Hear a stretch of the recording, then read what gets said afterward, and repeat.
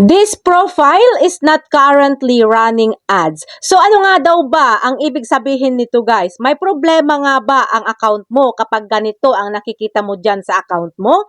So kapag ganito, guys, yung nakikita mo dyan sa account mo, ang ibig lang sabihin niyan, hindi kayo nagparan ng ads or yung tinatawag nating boost post.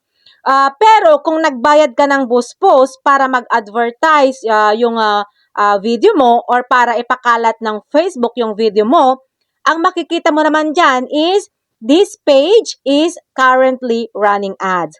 Pero pinapaalala ko lang sa inyo, guys, ha, na ang boost post ay may bayad po yan. At kapag monetize ka na tapos nag-boost post ka, dadami yung views mo niyan, pero hindi siya magkakaroon ng earnings. Kaya ang maisasuggest ko lang sa inyo, guys, mas magandang wag tayo mag-boost post dahil nga mas maganda pa rin yung organic yung views natin.